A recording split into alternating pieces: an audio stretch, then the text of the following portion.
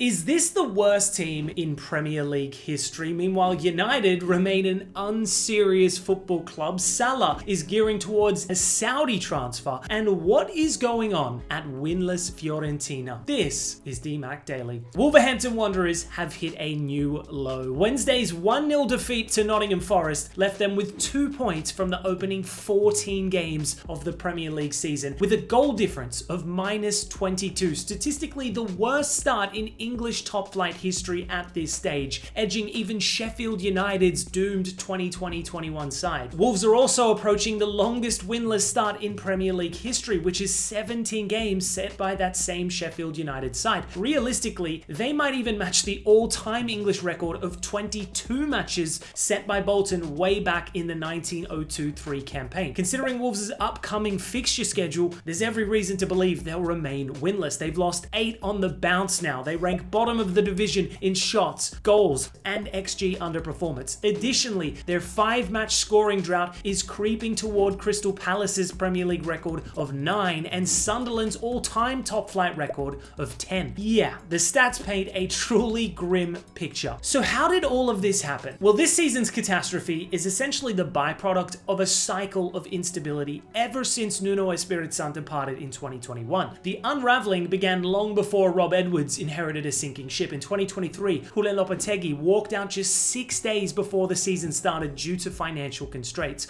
with Gary O'Neill then replacing him. O'Neill did brilliantly to finish 14th after losing Mateus Nunes and Ruben Neves, but by late 2024, he had lost the dressing room and was sacked with Wolves back in the relegation zone. His replacement, Vitor Pereira, came in and saw a dramatic uptick in results, saving Wolves from relegation. But Wolves' last transfer window was atrociously bad for a number of reasons. Owner Jeff Shee gave their manager an expanded role in recruitment, dissolving their sporting director Matt Hobbs, who had a previous track record of delivering phenomenal recruitment on a constrained budget. Granted, Wolves banked big money for Mateus Cunha and Ryan Ait-Nouri, around £93.5 million combined, but the replacements they brought in for over £107 million were all relatively unproven, bar Jorgen Strand Larsen. Wolves were then obliterated on match day 1 and haven't looked back, or should I say forward, ever since. Pereira would eventually be sacked, with Rob Edwards appointed to try and steer the ship. But as we all know, nothing has since improved. Following their last loss, defender Totti Gomez admitted it's tough to keep suffering like this. Relegation now seems inevitable. I mean, this is bordering on Derby County levels of terrible. Staying in the Premier League, and we only had one game today, and as you'd come to expect from Manchester United nowadays, it was a tough watch. United held to a 1-1 draw at home. This result felt far more costly than the scoreline actually suggests. Dallot's first Premier League goal at Old Trafford had finally broken the deadlock just before the hour, but United's inability to manage the final stages once again cost them dearly. For long spells, West Ham, who were missing the suspended Lucas Paqueta and sitting in the relegation zone, posed limited threat. Yet United were unable to put this game to bed. That unease became clear when a late West Ham corner sparked chaos. Jared Bowen's header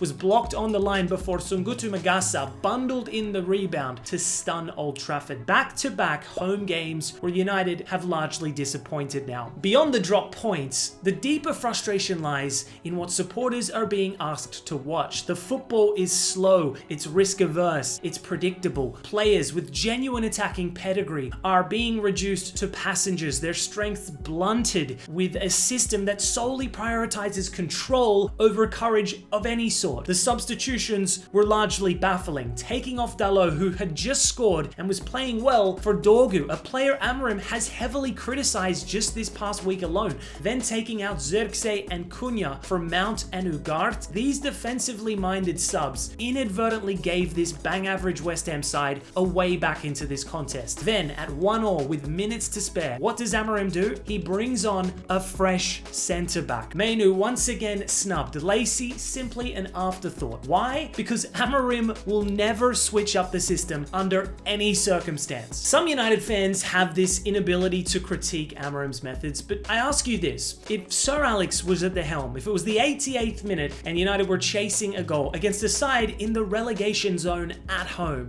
you think he'd bring on a centre-back or an attacking player? Seems pretty straightforward to me.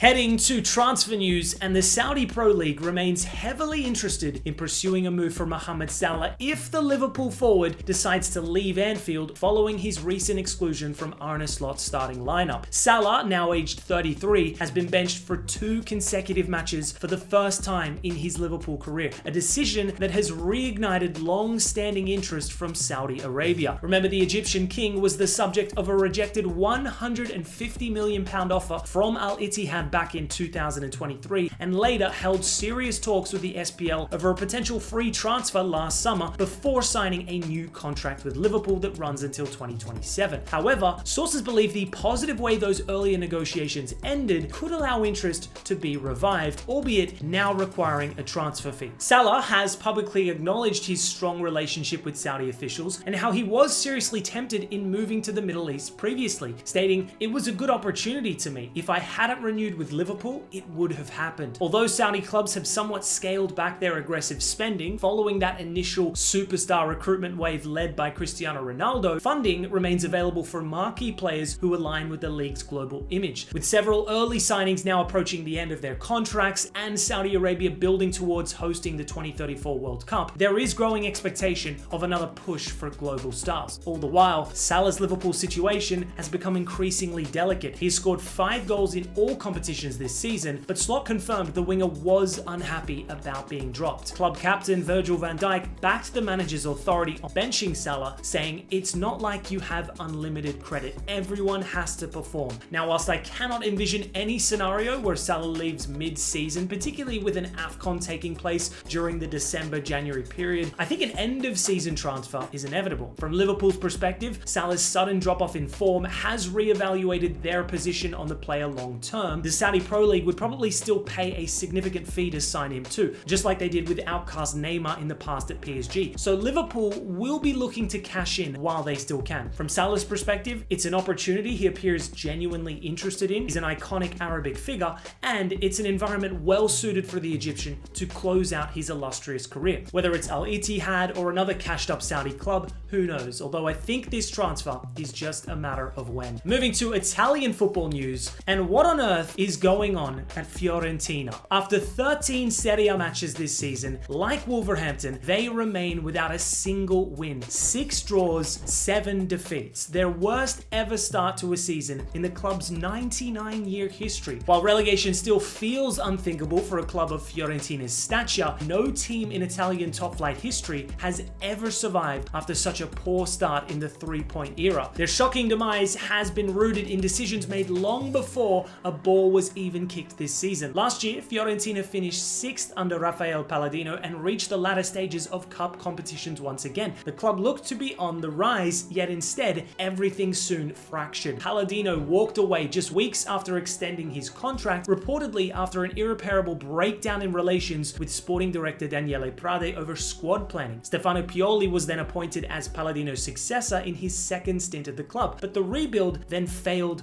immediately. A bloated summer transfer window costing around 90 million euros produced no real impact. New arrivals struggled, existing players lost form, and Fiorentina quickly descended into their worst start in modern history. After 9 winless league matches, Prade was finally dismissed. 1 game later, Pioli followed him out the door. What remains is now a club in turmoil. Even recent change has failed to spark a revival. A new coach has arrived in Paolo Vanoli, but defeats have continued, reinforcing this notion that Fiorentina have completely derailed from the upward path built under Palladino and even Vincenzo Italiano before him. For supporters, the fear is now very real. The last time they were relegated was back in 2002, which then led to the club going bankrupt and dropping into the 4th tier of Italian football. I still think they've got a good chance of survival considering they're only 5 points shy of 15th place. They've also got the 7th most valuable squad, so surely they have enough quality to turn things around and avoid relegation. But with every loss, it's becoming an increasingly likely proposition. Anyways, guys, that's all for today's DMAC Daily.